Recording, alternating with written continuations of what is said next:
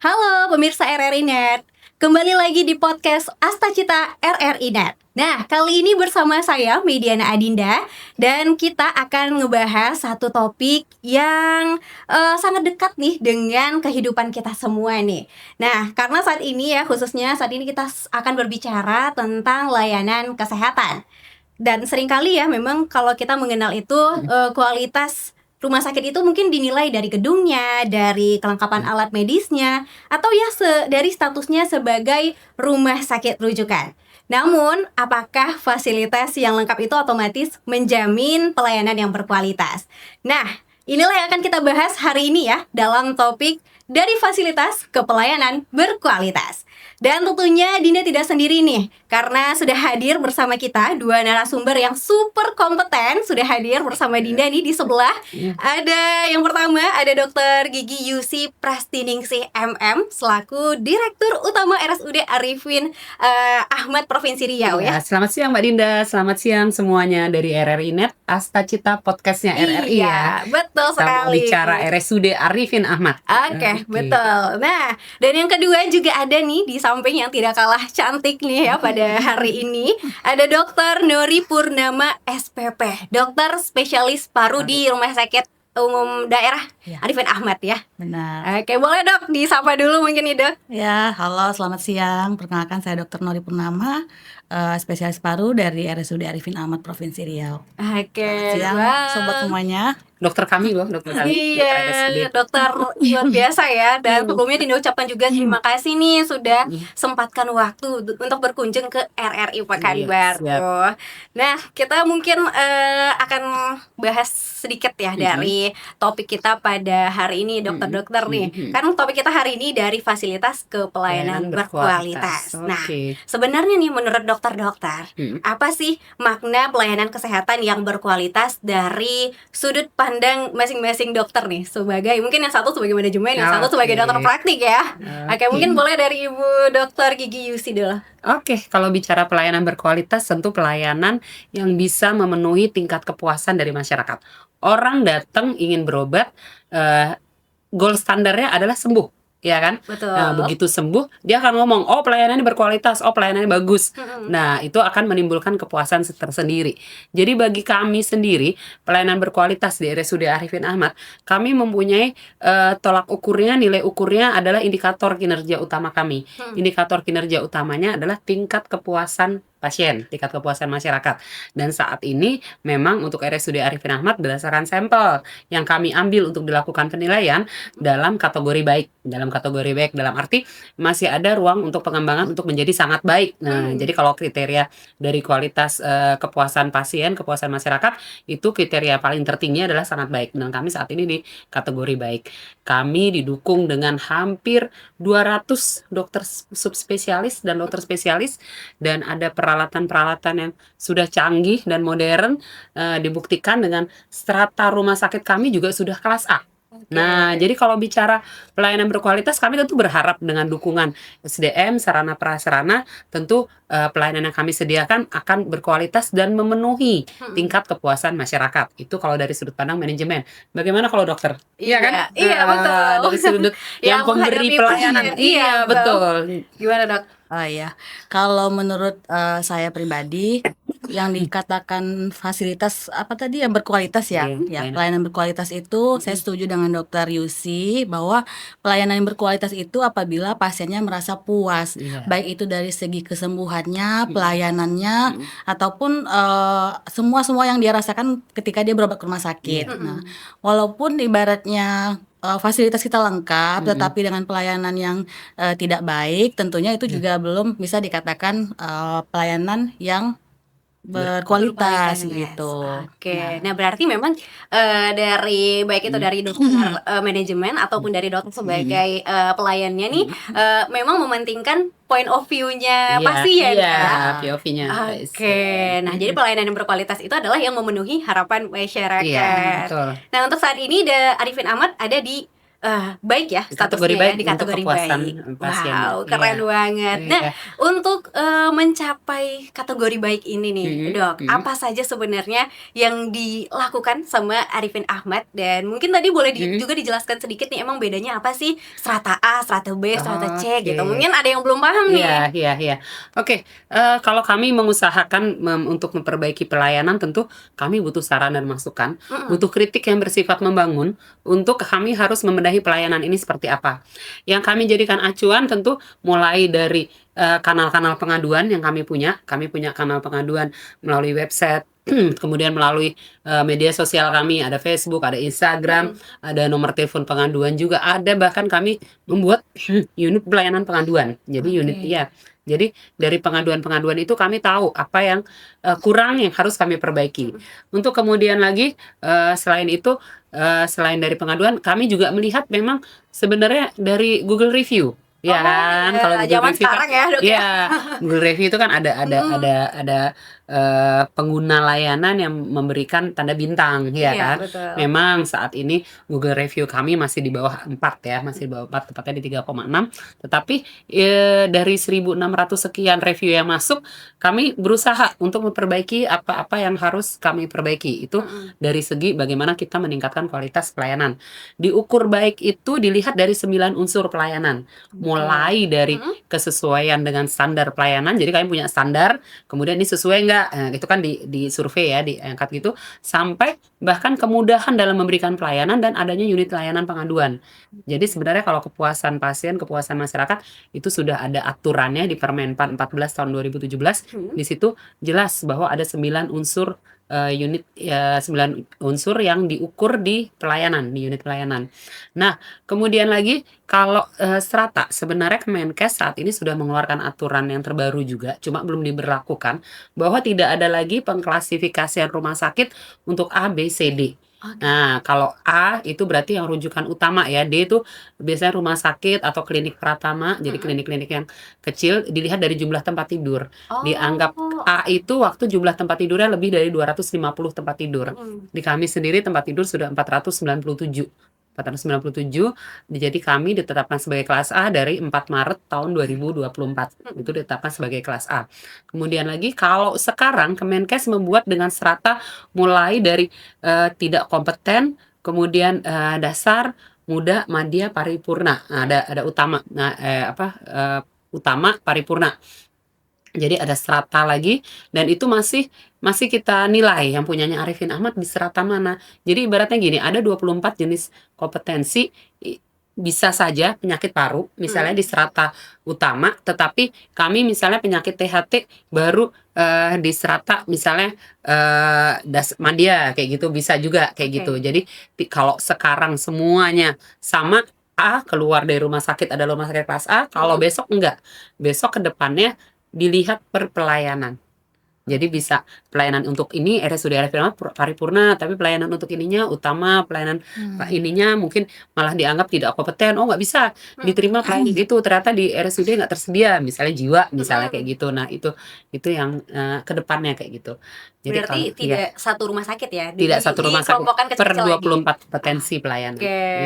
Wow. Nah, ini mungkin pengetahuan baru nih. Mungkin buat masyarakat kan tidak begitu paham dan ya, itu belum diberlakukan. Jadi memang sekarang masih ABCD, di mana nanti dari rumah sakit misalnya Petala Bumi nggak bisa langsung ke Arifin Ahmad. Karena Petala Bumi kelasnya C, Arifin Ahmad kelas A, harus lewat kelas B dulu. Tapi kalau besok misalnya Arifin Ahmad untuk pelayanan tertentu adalah utama misalnya, kemudian Petala Bumi di bawah utama, bisa langsung. Tergantung kategori pelayanannya. Nah, ini tadi kita sudah bahas masalah strata dan yang akan ada perbaikan ya, akan ada perubahan nanti ke depannya.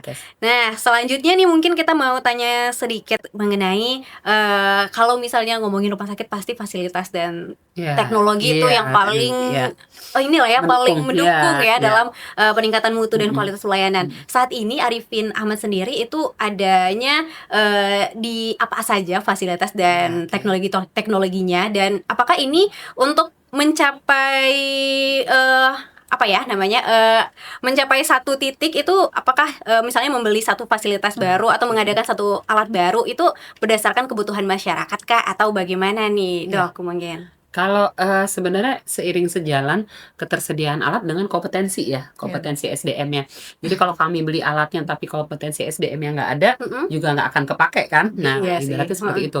Jadi begitu kita sudah tersedia SDM-nya pun, kalau nggak ada peralatannya, SDM-nya nggak akan kepake juga, ya kan? Itu seperti apa ya, dua sisi buah si malakama ya, nggak dibeli ininya nggak jalan, nanti nggak dibeli ininya, nggak ini. Jadi kami secara simultan mengadakannya. Ibaratnya gini, kami sudah tahu kami akan punya tenaga yang nanti kompeten, misalnya di bidang kalau dokter anak misalnya respirologi akan punya dokter anak untuk pernafasan. Berarti sebelum dokter anak itu lulus atau apa kami harus menyediakan misalnya berarti peralatan untuk endoskopinya, untuk apa kameranya misalnya gitu kan, harus peralatan untuk spirometrinya misalnya untuk pernafasannya itu harus disediakan.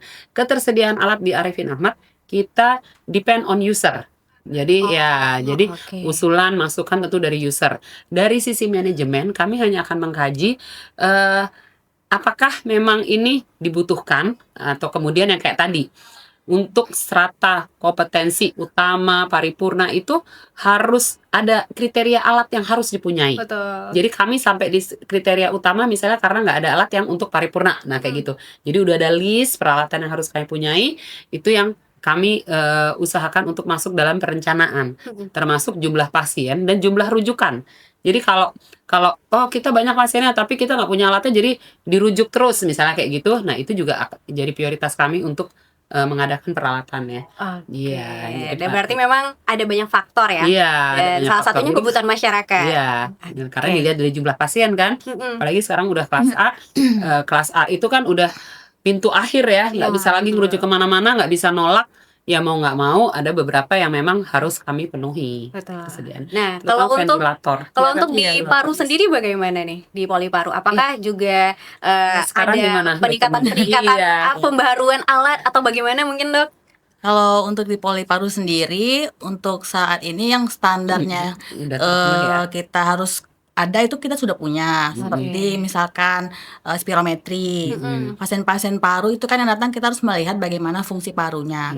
Nah, untuk melihat fungsi parunya itu ada alat namanya spirometri atau peak flow untuk pasien-pasien asma. Alhamdulillah sampai saat ini itu udah ada alatnya. Kalau untuk itu untuk di Poliparu ya yang wajib alatnya.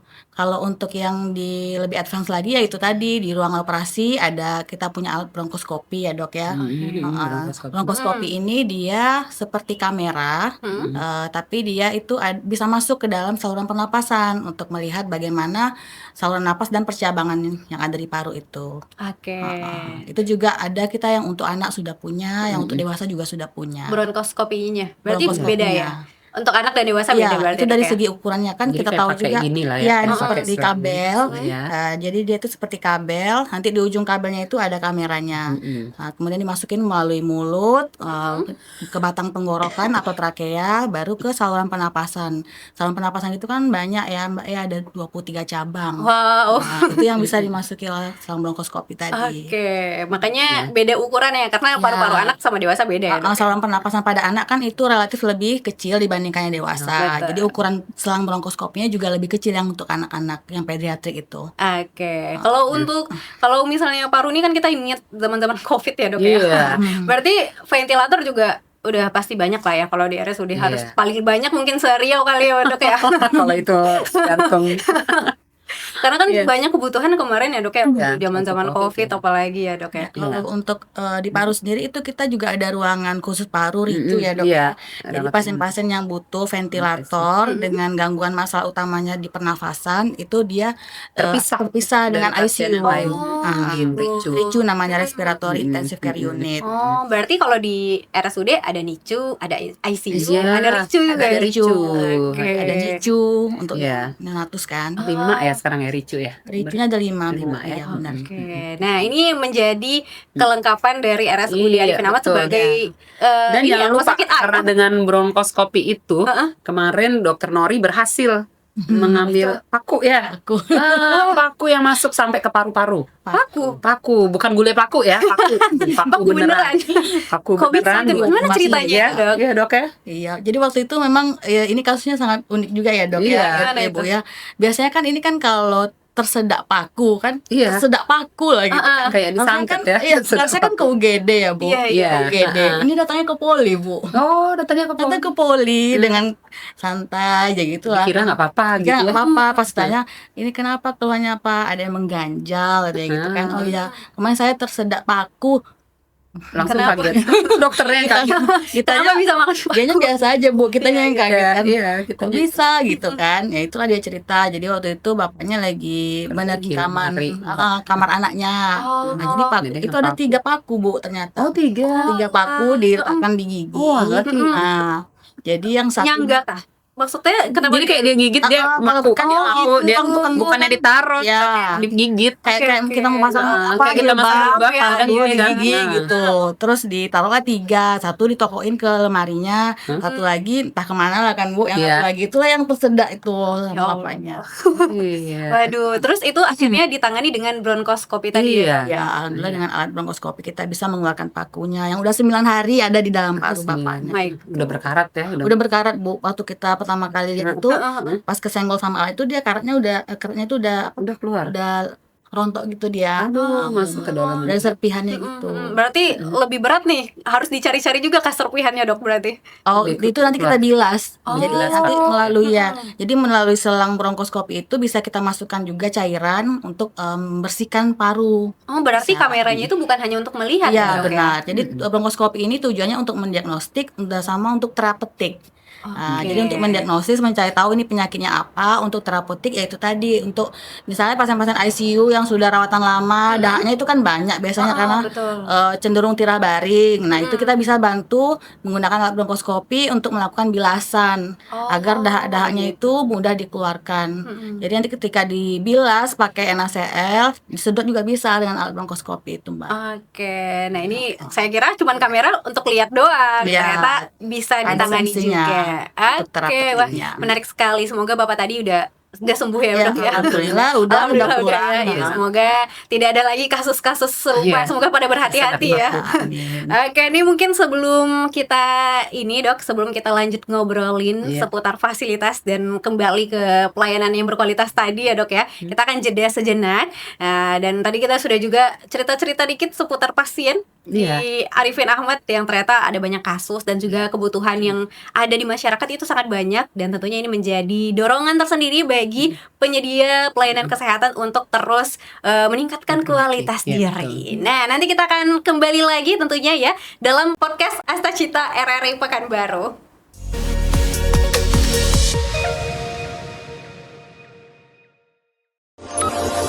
RRI Net. Kami hadir dengan ragam informasi, dialog interaktif, dan hiburan. Dari Pro 1, Pro 2, Pro 3, Pro 4, dan Voice of Indonesia. RRI Net di IndiHome TV, aplikasi RRI Digital, dan portal berita rri.co.id. RRI Net, tonton yang Anda dengar. RRI Net, tonton yang Anda dengar.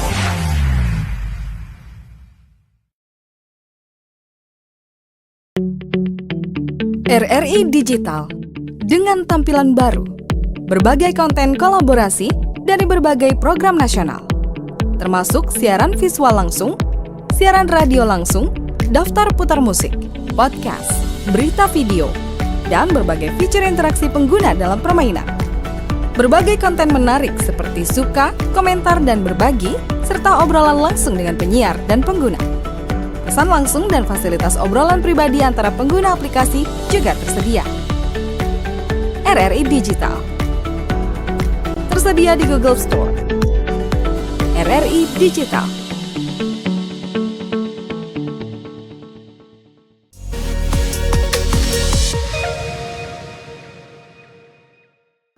Pemirsa, kembali lagi kita di podcast Astacita RRI Net Dan masih bersama Dinda dan tentunya bersama juga dengan dokter-dokter cantik yang sudah hadir di RRI Pekanbaru pada hari ini. Masih bersama Dokter Yusi dan juga Dokter Nuri ya. Pada hari ini kita masih membahas seputar Arifin Ahmad dan tentunya dalam topik dari fasilitas ke pelayanan berkualitas. Oke, dah Dok, tadi kalau kita udah cerita perjalanan Arifin Ahmad dan tentunya juga dokter Tahun ini 50 tahun kami. Wow, panjang jadi ya. kalau bicara perjalanan Arifin Ahmad tahun Sangat ini kami panjang. 50 tahun. Nggak cukup sehari ya, Dok ya. Iya, usia emas mudah-mudahan emas. jadi titik awal untuk lebih glowing lagi ke depan. Amin, amin. Kalau ngomongin perjalanan tentu banyak ini ya, Dok ya. Kalau misalnya ceritanya yang baik aja pasti banyak lah. Tapi pasti ada juga tantangan-tantangan yang sudah dihadapi selama ini, Dok. Nah, menurut dokter nih, Dok, untuk memberikan pelayanan kesehatan yang berkualitas saat ini Arifin Ahmad itu tantangannya di mana, Dok? Kalau tantangan bagi rumah sakit sendiri, tentu sekarang ini kan yaitu tadi, pertama misalnya dengan era adanya sosial media yang makin sekarang makin kepake lah, maksudnya orang makin banyak menggunakan sosial media. Sedikit-sedikit diviralin, sedikit-sedikit bisa ditayangkan, bisa diupload segala macam. Padahal belum tentu keadaannya seperti itu kan, kejadiannya seperti itu. Itu tantangan tersendiri loh bagi perumah sakitan. Kemudian lagi regulasi yang setiap sebentar berubah. Iya, pasien-pasien regulasi tentang yang baru-baru ini aja lah ya, BPJS, tapi memang di Kemensosnya sih, untuk PBI yang non PBI untuk pasien hemodialisa, tiba-tiba ada sekitar berapa ribu pasien saya lupa yang tiba-tiba di nonaktifkan keanggotaannya. Di kami sendiri tiba-tiba kemarin ada 2 orang pasien yang biasa hemodialisa, biasa cuci darah, begitu mau di-input datanya sebagai BPJS sudah dinonaktifkan oleh regulator. Kalau menurut Kementerian Kesehatan dan BPJS dari Kemensos kan, oleh regulator yang dinonaktifkan dianggap karena mungkin sudah lolos tidak lagi menjadi kategori yang berhak menerima bantuan kan, kayak gitu kan.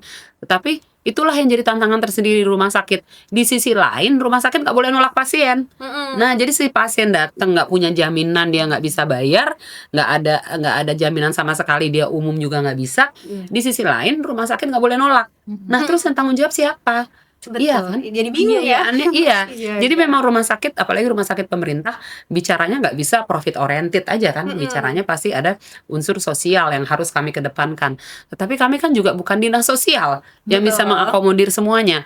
Kami memiliki operasional yang harus kami biayai sendiri, tentunya dengan klaim-klaim atau dengan pemasukan yang kami gunakan, pendapatan yang kami gunakan untuk mengelola rumah sakit. Itu juga tantangan tersendiri. Di sisi lain, sekarang kalau di segi pelayanan, pasien dilibatkan mulai dari dia masuk, dia udah tahu mau diapain, ya kan? Keterlibatan pasien. Kalau dulu kan pasien mungkin lebih ke arah yang ya udahlah, terserah dokternya, pokoknya saya sembuh. Kalau sekarang regulasi dari akreditasi sendiri, kami kan di rumah sakit dinilai untuk akreditasinya itu dari awal pasien sudah dilibatkan. Bapak Ibu habis ini Bapak Ibu di ronsen karena Bapak Ibu mungkin terlihat harus ada yang diobati dari ininya, kemudian nanti Bapak Ibu dirawat sekian hari, nanti begini nanti pulang. Nah, itu berarti dari poli udah di rencana perawatan. Dan discharge planningnya seperti apa, rencana pulangnya seperti apa juga udah tahu. Termasuk sampai kami harus memberikan kayak edukasi dulu kan. Itu juga itu tantangan tersendiri. Jadi mulai dari awal pasien sudah dilibatkan, kemudian adanya sosial media yang makin ini, itu juga tantangan-tantangan rumah sakit. Betul sih. Mungkin ini juga nggak hanya dirasakan oleh manajemen, tapi juga oleh dokter. Dokter yang sering dibenturkan dengan pasien ya. Iya. Mungkin banyak nih dokter punya nggak pengalaman yang pasien malah nanya, dok, saya BPJS-nya gini-gini, malah ke dokter gitu. Padahal kan sebenarnya dokter juga nggak begitu paham di bidang itu gitu ya, Dok ya. Atau gimana? Pernah ada pengalaman serupa nggak, Dok? Kalau untuk masalah penjelasan asuransi itu, misalkan BPJS misalnya Bu ya, seringnya itu mungkin yang terkena imbasnya itu dokter yang jaga di UGD Bu, yang sering berkelahi sama keluarga pasien gitu kan. Karena kan mereka yang terpapar langsung dengan keluarga pasien, nanti menjelaskan sebenarnya itu bukan tugas dokternya, cuma kan kita mau nggak mau sebagai ini mau bantu juga kita jelaskan gitu. Nanti ujung-ujungnya kata dokter yang ini gini kayak gitu kan. Sebenarnya kan kita hanya membantu menjelaskan. Yang punya ininya tuh ya bagian asuransi sebenarnya gitu. Itu sih kendalanya. Atau misalkan kalau untuk dari fasilitasnya, paling misalnya di poli ini ya, di poli paru, kita udah menjelaskan nih rencana tindakannya apa. Misalnya pada pasien kanker paru, pasien akan dilakukan tindakan diagnostik. Tujuannya itu untuk mengetahui jenis kankernya apa. Nah, kemudian kita lakukan tindakan bronkoskopi menggunakan alat itu ya Bu ya. Cuman di lapangan kadang-kadang ada kendalanya itu ketika diintubasi waktu itu kadang pasien itu ada menggigit alatnya Bu. Baru tahu saya digigit alatnya. Jadi kadang ada yang tergigit alatnya terus rusak kan Bu. Iya. Nah itu harus dikirim dulu untuk Nantinya lumayan butuh waktu. waktu. Jadi iya. terkendalanya itu paling nunggu yang alat bronkoskopinya itu baik lagi, tindakan diagnostik pasien di poli parunya itu jadi Terhenti. tertunda. Iya. Oh, berarti mungkin alat intubasinya harus banyak nih dok. Alat bronkoskopinya Bronkoskopi ya. Lumayan. harganya lumayan. Soalnya berarti memang edukasi ke pasiennya nggak boleh lepas ya dok ya. Harus selalu nih diingatkan jangan digigit Pak, jangan digigit Bu. Itu nanti kerjasama sama dokter anestesi. Biasanya kita kalau kira-kira pasien udah mulai gelisah, ini tolong anestesi didalamkan lagi biasa gitu biar nggak gigitan pasiennya itu kuat. Betul. Nah, inilah tantangan-tantangan yang Ya, saat ini yang dihadapi dihadapi. ya. Dan tentunya ini harus ada ini dong dari manajemen harus ada persiapan dong untuk Iya. menghadapi tantangan ini. Gimana sekarang nih dok? Sebenarnya solusi paling bisa menjawab semuanya ya kalau rumah sakit beserta seluruh ya, mulai dari regulator rumah sakit, mulai dari manajerial sampai yang pelayanan di bawah dari pintu depan sampai pintu belakang patuh pada standar akreditasi. Ya, karena kita kan punya standar akreditasi dari Kemenkes. Jadi standar akreditasi itu diterbitkan oleh Kemenkes, ada 16 standar, itu semuanya sama. Mau rumah sakit A, B, C sampai Z itu standarnya sama.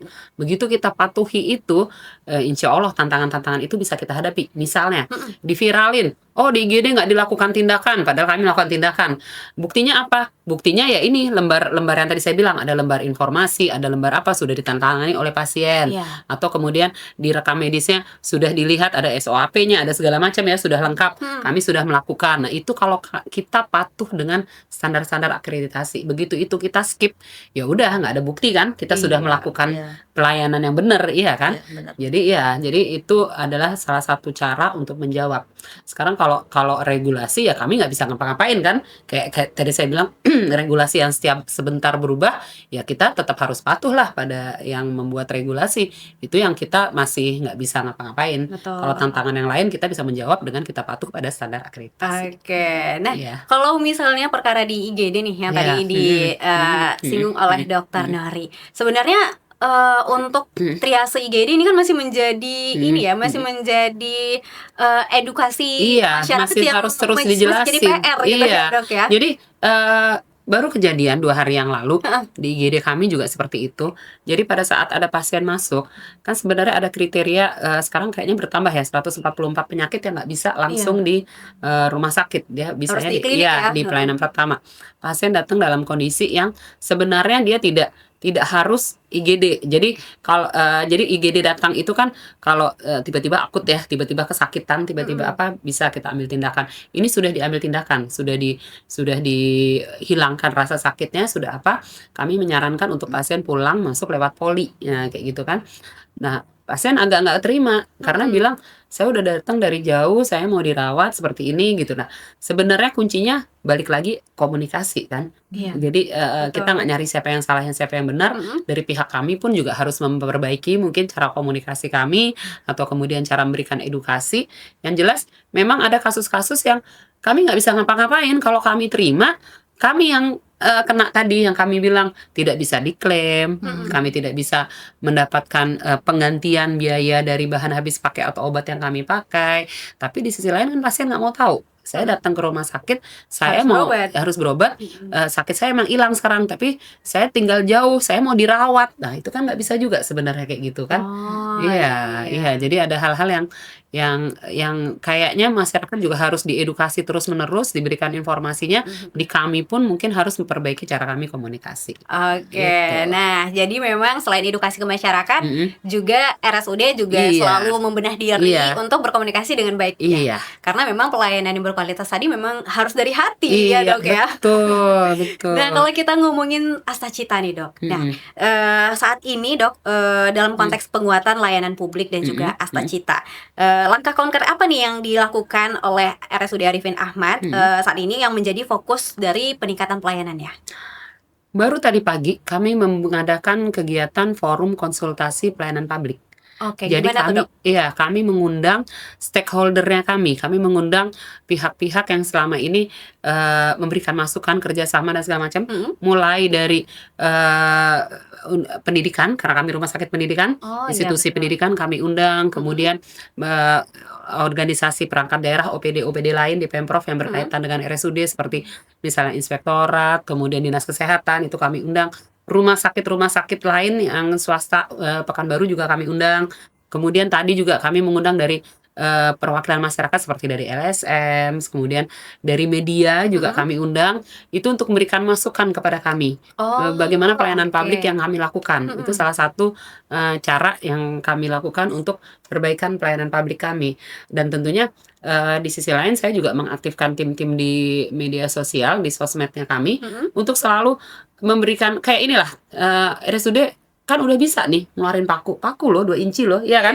Bukan cuma sekedar jarum, rumah sakit lain belum tentu. Nah, yang kayak gitu itu kami juga berusaha untuk melakukan marketing yang lebih giat lagi, lebih aktif lagi, termasuk pembenahan pelayanan. Itu tentu untuk Oke. ini ya, untuk penguatan di pelayanan publiknya. Setuju sih dok, karena Iya. memang bukan hanya kita buat memperbaiki diri, tapi Iya. sosmed itu memang kita perlukan Iya. untuk kita memberikan masyarakat tahu Iya. supaya Iya. kita ini seperti ini loh Iya, kerjanya iya, gitu. iya. Jangan anggap kami yang lama nih. Iya, Kita sudah iya. melakukan banyak perbaikan Iya, gitu ya dok ya. betul. Oke, nah ini Betul. berarti memang ada terus ya program-program yang dilakukan dan semoga Iya. hasil konsultasi tadi ya dok ya, Iya, konsultasi pelayanan publik. Ya. Oke, bisa. Jadi termasuk salah satu di antaranya tadi ada masukan dari institusi pendidikan.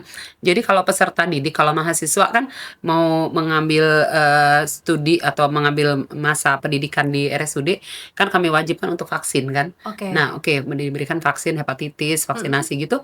Itu ternyata jadi keluhan tersendiri bagi para mahasiswa saat mahasiswa yang UKT-nya tidak mampu untuk bayar iya, itu. iya. Jadi tadi diberikan masukan gimana kalau pelayanan vaksinnya disediakan juga oleh RSUD. Dan sejalan dengan rencana kami mau mendirikan poli untuk vaksin. Nah, jadi poli vaksin nanti akan kami buka setelah dokter yang kami kirimkan. Jadi harus ada sertifikasi dari dokternya yang bertanggung jawab untuk pelayanan vaksin. Itu sedang kita ikuti pelatihan. Nanti kalau keluar berarti kita bisa mendirikan poli vaksin, bisa mengakomodir yang teman-teman yang kayak gitu tadi. Oke, Nah, wah ini langsung dapat bocoran ya. Ternyata akan ada poli vaksin segera. jangan lupa di poli RSUD. utama ya dokter Nori ya. Poli Oke, utama juga. bedanya apa tuh poli utama sama Kalau poli biasa? sebenarnya kalau poli utama itu mungkin kalau di rumah sakit lain istilahnya poli eksekutif. Ya. Oh iya, poli Tapi eksekutif. karena kami pangsa pasar kami lebih di menengah ke bawah, jadi agar tidak terlalu besar gapnya, saya bilang udahlah nggak usah eksekutif kok terlalu ini banget ya. Saya bilang poli utama. Utama tuh bagaimana melayani pasien non BPJS, pasien umum yang akan kami kenakan tarif yang tentu sudah tahu kan si pasien ini bahwa nanti bayar, Iya. bukan yang free kayak BPJS. Itu dibantu teman-teman dari dokter paru. Jadi kami mulai dengan soft launching dengan 6 poli dulu, poli paru, poli penyakit penyakit dalam, anak, kemudian saraf, kemudian kulit dan gigi dan mulut. Jadi Oke. kami mungkin sekitar 1 minggu atau minggu depan kami sudah akan membuka layanan ini. Oh sudah buka sedang dalam 1 minggu. Ya, sedang persiapan kami. Oke, Jadi luar nanti biasa. ya, jadi pasien di jam tertentu bisa memilih dokternya. Kalau mau dokter Nori, ada jam prakteknya nanti dokter Nori untuk poli paru. Iya. Kemudian nanti untuk radiologinya, untuk laboratorium itu juga fast track. Oh Ya, iya, jalur langit ya. Iya, jalur fast track yang Jalur fast bagian track. ngomong Iya, antrian. iya, mengurangi Betul. Karena memang lampa di antrian. RSUD itu PR-nya banyak antrian. Iya. Ya, karena namanya juga pasti rujukan utama ya dok Iya, ya, betul. dari seluruh Riau ada di Betul. situ. Oke, Iya. nah, semoga lancar ya dok ya Amin. untuk poli vaksin dan juga poli utama yang Iya. akan segera rilis Iya. di RSUD Arifin Ahmad. Yes. Dan tentunya ini menjadi pergerakan-pergerakan RSUD untuk meningkatkan kualitas pelayanan ya dok Dok ya. Betul. Karena memang kalau kualitas pelayanannya semakin berbenah, itu masyarakat juga akan semakin Percaya. percaya Iya, untuk betul. berobat ke Amin, rumah mudah-mudahan. sakit kita. Amin. Ya biar nggak jauh-jauh ya Dok ya, keluar negeri ya. Iya, mudah-mudahan. Nah, mungkin kita akan jeda lagi ya. Kita akan segera kembali membahas masih seputar pelayanan berkualitas di RSUD Arifin Ahmad tentunya. Jadi jangan kemana-mana, stay tune.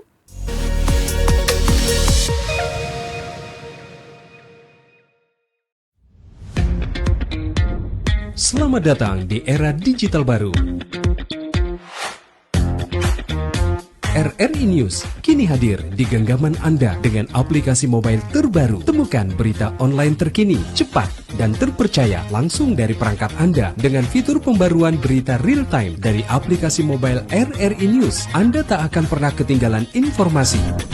Nikmati kemudahan akses berita nasional dan internasional, berita terpopuler, dan video berita terbaru kapan saja dan di mana saja. Dilengkapi dengan teknologi terkini, aplikasi mobile RRI News memberikan pengalaman membaca yang lebih baik. Dapatkan notifikasi berita penting langsung di layar ponsel Anda. Jelajahi kategori berita yang Anda minati, mulai dari politik, ekonomi, budaya, hingga olahraga. Anda juga bisa berbagi berita penting kepada teman dan keluarga melalui media sosial dan aplikasi pesan, menjaga Anda tetap terhubung dengan dunia di sekitar Anda. Memiliki jaringan lebih dari 80 microsite tersebar dari Sabang sampai Merauke, serta memiliki tren pembaca yang semakin meningkat. RRI News menghadirkan liputan berita terlengkap dan terkini dari seluruh Indonesia. Unduh sekarang di Google Play dan App Store aplikasi mobile RRI News, membawa dunia ke dalam genggaman Anda. Aplikasi mobile RRI News, berita terkini dan terpercaya dalam genggaman Anda.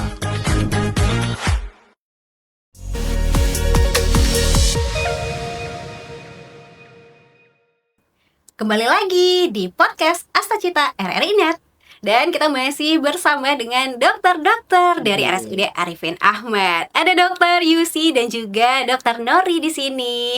Oke, nah kita tadi udah bahas panjangnya Dok ya. Tadi kita udah bahas tantangan dan juga apa persiapannya RSUD buat menghadapi tantangan-tantangan yang dihadapi. Nah, kali ini Dina mau bahas kolaborasi kali ya, enaknya kali ini ya. Tadi udah disinggung sedikit bahwa sebenarnya buat memperbaiki diri, Arifin Ahmad saat ini sudah berkolaborasi dengan stakeholder, dengan semua pihak lah ya Dok ya, dari pendidikan, dari masyarakat, LSM segala macam, semua sudah dilibatkan. Nah kali ini, dan kalau dari manajemen sama tenaga medis, gimana nih Dok kolaborasi internalnya untuk tentunya untuk meningkatkan pelayanan yang berkualitas ini Dok? Oke, manajemen dulu atau medis silakan, dulu? Dok. Oke, manajemen dulu boleh. Saya khawatirnya yang medis nggak berani jawab.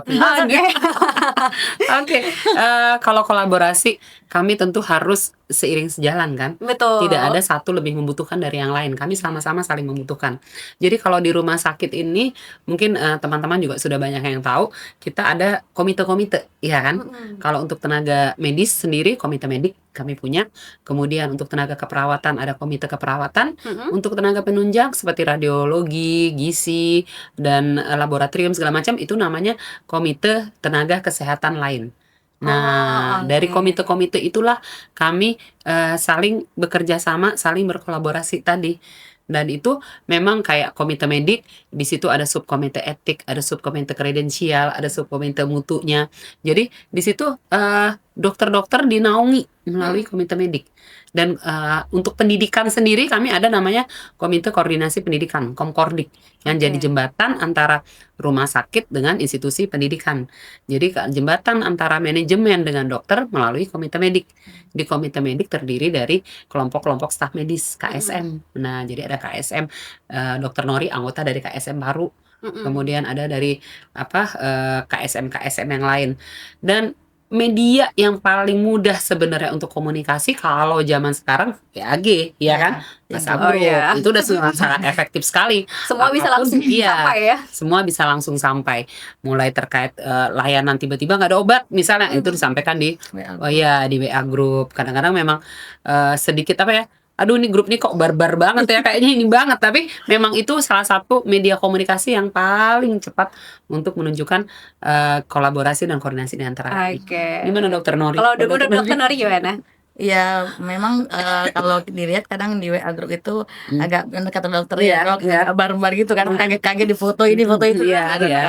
tapi ya mau nggak mau ada manfaatnya juga dok. Karena kalau kita harus menunggu kapan bertemunya itu mungkin Iya, membutuhkan sama waktu sibuk lagi ya, gitu iya. kan dok. Jadi ada manfaatnya lah sejak media sosial sekarang mulai berkembang gitu. Terus kan kalaupun misalkan di bagian masing-masing KSM ada permasalahan, itu kita pasti nanti akan mengadunya ke komite medik dulu, kemudian nanti komite medik mendiskusikannya. Biasanya itu untuk pasien-pasien dengan kasus sulit Iya, ya dok iya. ya, atau ada rencana tindakan yang belum pernah dilakukan di RSUD, terus kita akan melakukan perdana di RSUD itu dirapatkan dulu di komite mediknya, kemudian nanti baru dari komite medik mungkin ke ibu ya bu ya Iya. dilaporkannya. Oh, berarti banyak alur komunikasinya Iya, ya iya, dok ya. bisa Nah disebut. makanya kalau misalnya dokter main HP jangan seuzon lagi main HP. Iya, betul. Lagi koordinasi, lagi komunikasi ya dok ya. Oke, nah berarti komunikasi internal sendiri menjadi kunci dari kolaborasi Iya, di betul. Arifin Ahmad. Nah kalau untuk menyamakan visi bagaimana nih dok? Kan banyak sekali ya Arifin Ahmad ini ada 200 spesialis ya tadi. Iya, 200, hampir 200 spesialis. 104 subspesialis, sekitar 85-an dokter spesialis. Iya, belum lagi yang Banyak datang untuk subspesialis magang juga, ya dok ya. subspesialis. Belum lagi yang datang untuk magang, untuk yang Iya, lain. iya, Sangat iya, banyak nih. iya, Gimana iya. cara menyatukan visi di RSUD Kalau ini, Dok? visi tentu kami setiap periode, kayak sekarang kan kita sudah ada periode gubernur terpilih kemarin, gubernur dan wakil gubernur. Kita mendukung visi misinya melalui program Rio Sehat kan. Program Rio Sehat dengan visi misinya kita mendukung ke sana dengan kita menetapkan pelayanan unggulan. Oke. Jadi kalau ada pelayanan unggulan, kita akan fokus pemenuhan SDM, pemenuhan peralatan ke situ. Walaupun tidak mengenyampingkan pelayanan yang lain, tapi kan kita fokus ke situ. Satu lagi, apa yang menjadi indikator mutu prioritasnya rumah sakit. Nah, jadi lagi-lagi balik ke akreditasi. Akreditasi kita punya komite mutu. Komite mutu itu yang menjalankan, yang melihat indikator. Jadi ada namanya indikator nasional mutu, ada indikator mutu prioritas rumah sakit, ada indikator mutu unit. Nah, indikator mutu prioritas rumah sakit yang menentukan tidak hanya manajemen. Jadi berdasarkan hasil koordinasi dari semuanya yang ada di rumah sakit. Jadi mulai dari komite mutu, dari kemudian kita libatkan komite medik juga, kita libatkan komite keperawatan, kita libatkan semua unsur, termasuk jajaran pimpinan rumah sakit untuk menentukan prioritas tahun ini nih mau apa yang diperbaiki. Kayak kami di indikator mutu prioritas tahun 2026 ini adalah terkait pelayanan kanker. Pelayanan kanker. Kenapa itu dipilih? Karena itu yang high volume pasiennya paling tinggi. Oke. Kemudian jumlah masalahnya juga banyak yang kayak gitu. Itu yang kita pilih sebagai indikator mutu prioritas. Jadi ya kayak gitu. Jadi untuk mana yang kita lakukan fokusnya ya itu dengan penetapan indikator mutu prioritas, dengan penetapan layanan unggulan. Dan itu bisa beda per periode. Jadi itu tersosialisasi ke semua teman-teman di rumah sakit. Jadi tahu visinya iya, sekarang iya. begini loh, gini loh. Yang mau dicapai tuh ini loh. Nah gitu. Tadi dokter ada singgung masalah pelayanan unggulan nih kan dok. Iya. Nah saat ini di RSUD Arifin Ahmad pelayanan unggulannya apa saja dok? KJSU sama dengan Kemenkes tetapkan. KJSU itu kanker, jantung, saraf, dan kemudian uronefro, dan kami ditambah dengan pelayanan KIA. Jadi kenapa itu dipilih? Kayak kanker, kami sudah punya sendiri pelayanan kanker terpadu di Gedung Seruni. Iya. Di situ karena kalau untuk Riau, untuk RSUD Arifin Ahmad sendiri kunjungan paling tinggi breast cancer. Ya, kanker payudara. Kemudian lagi jantung kami juga punya pelayanan jantung terpadu yang gedungnya sedang kami siapkan dengan peralatan yang sudah kami siapkan juga. Kami punya dokter jantung anak bahkan, kemudian ada dokter jantung yang untuk kita buka klinik jantung bawaan gitu, itu juga ada sendiri klinik-kliniknya. Kemudian lagi saraf, kalau saraf di kami unggulannya adalah code stroke, jadi ya code stroke, code blue, code red ya kayak gitu kan. Nah, ini code stroke itu adalah satu kode pada saat ada pasien stroke datang, apa yang harus kami lakukan untuk mencegah terjadinya stroke. Jadi gold standarnya period time-nya itu di bawah 4 jam. Jadi kalau sebelum di bawah 4 jam pasien sudah datang ke RSUD, itu bisa kami bantu dan insya Allah dapat tertangani. Saya lupa data pasiennya, yang jelas sudah ratusan. Dan itu kami dapat penghargaan dari World Stroke Organization. Jadi kayak WHO-nya stroke. Nah, kayak WHO-nya stroke, tahun 2024 kami dapat Platinum Award, tahun 2025 kami dapat Gold Award. Wow. Jadi memang untuk pelayanan cold stroke. Uronefrologi, uronefrologi itu kan kalau bahasa awamnya pelayanan kayak cuci darah. Ya, ya kayak itu sekarang kan banyak pasien yang membutuhkan cuci darah ya, bahkan tidak hanya ke anak muda juga sudah mulai membutuhkan, karena ginjal sudah tidak berfungsi sempurna, terus dilakukan cuci darah. Itu kami juga tahun ini akan menambah layanan 20 layanan cuci darah, layanan HD, hemodialisa. Ditambah alatnya, Iya, Dok. iya, jadi yang awalnya cuma 20, sekarang kami akan tambah lagi 20 sehingga menjadi 40. Dan ditambah lagi dengan pelayanan ibu dan anak, karena kami juga pernah mendapatkan penghargaan sebagai rumah sakit sayang ibu untuk Indonesia bagian barat. Jadi gitu. Itu kenapa itu jadi pelayanan unggulan. Banyak sekali ya pelayanan unggulan yang tersedia di Jangan salah, kita punya pendidikan spesialis juga ya. Ya. Iya. Dia Apa itu, mau Dok? buka lagi 5 prodi ya. Oh, ini bekerja sama sama FK. Fakultas Kedokteran Universitas Riau kerjasama dengan RSUD Arif Ahmad sebagai rumah sakit utama pendidikan. Kami sudah saat ini sudah 5 apa 6 ya? 5 Kalau ya. yang sekarang ini Ini kan ada paru, Objin, anestesi, bedah, Dok. bedah, KKLP. Oh iya, KKLP yang ada 5. Jadi sudah ada 5 spesialis. Kemudian itu mencetak, kalau paru udah angkatan keberapa? Udah 14, Dok. 14 Wow, udah lulusan. 14 Ya, 14 tahun ya berarti ya. udah 14 periode meluluskan spesialis paru. Tahun tuh bisa 2 kali. Iya, 1 tahun bisa 2 kali. Yang ditambah ini apa? Sekarang selanjutnya, tambah lagi 5 anak Ada penyakit dalam, saraf, kulit sama urologi. Dok. Iya, Dok? ada 5. Nambah ya berarti Iya. PDS di Iya, Unri ya, Dok ya. PDS Unri. Iya. Oke, nah berarti pelayanan unggulannya sudah sangat banyak dan semuanya ini sudah sangat terlatih ya, Dok, kayak yang cold stroke tadi itu Iya. cold stroke nyala itu Iya. semuanya sudah tahu mau ngapain. Udah tahu mau ngapain. Nah, Iya. sudah tidak bingung-bingung Nggak lagi. bingung lagi. Nah, ini tentunya menjadi poin tersendiri untuk masyarakat ya, supaya lebih percaya sama fasilitas kesehatan yang kita Iya. punya. Iya, Ya, Dok, ya. betul. Tadi dokter katanya punya hashtag-hashtagnya apa, Dok? Oke, hashtagnya saya punya hashtag yang tak perlu jauh untuk sembuh. Oke, Nah, tak perlu jauh untuk sembuh. Iya. Maknanya apa itu, Dok? Maknanya bahwa kami sudah lengkap dengan sarana juga SDM yang nggak kalah, yang tidak perlu masyarakat sampai harus ke luar negeri tadi atau ke tempat lain untuk mencari penyembuhan dari penyakitnya. Di RSUD Arif Ahmad juga bisa loh. Iya, 5 menit aja dari sini.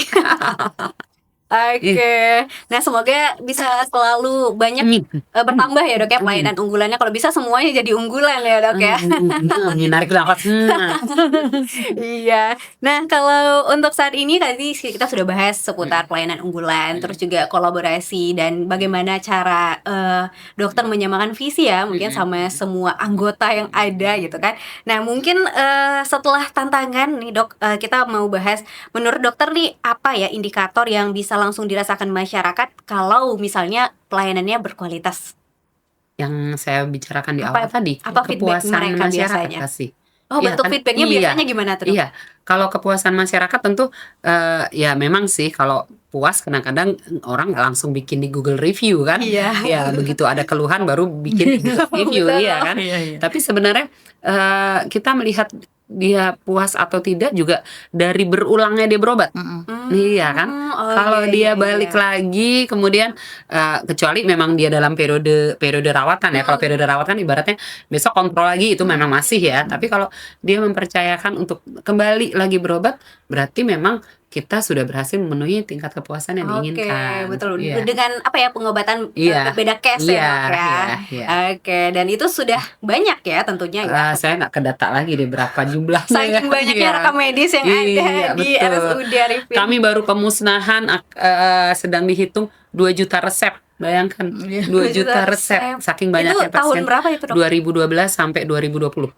Oke. Iya. Dalam 8 Dan tahun. iya, dan memang RSUD Arifin Ahmad pun untuk tingkat Provinsi Riau di organisasi perangkat daerah Provinsi Riau, kami peringkat pertama untuk penghapusan bukan hanya rekam medis, jadi penghapusan status penghapusan arsip. Oke. Itu maksudnya didigitalkan apa gimana, Dok? Enggak, karena yang arsip kalau arsip itu kan kalau mulai digital itu baru tahun 2023. Karena ada kewajiban dari Permenkes rekam medis yang mulai digitalisasi. Jadi di bawah itu kan masih manual, masih segala macam kan.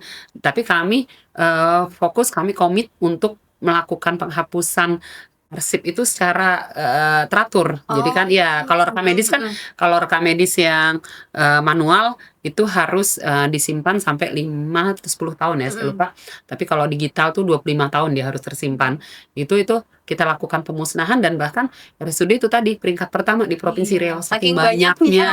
Dan kami komit untuk melakukan penghapusan secara rutin, itu yang membuat ini jadi RSUD peringkat pertama untuk penghapusan arsip. Wah, sangat banyak berarti ya. Iya. Kalau menurut Dokter Nori ini sebagai praktisi ya yang menghadapi pasien secara langsung, biasanya kalau pasien puas dengan pelayanan yang diberikan itu bagaimana, Dok? Iya, kalau untuk benar yang Dokter Yusi bilang tadi, kalau dari Google Review itu biasanya lebih banyak yang komplain ya kan.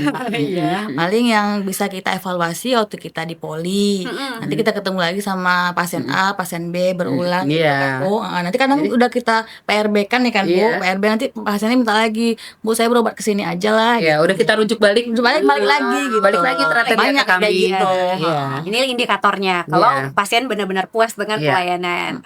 Oke, nah ini kita tidak terasa ya sudah sampai di ujung. Tapi sebelum benar-benar ke ujung, kita kasih closing statement dulu dong, boleh ya? Mungkin dari Dokter Nori dulu nih, boleh nih, selaku praktisi terkait tema kita pada hari ini, Dok.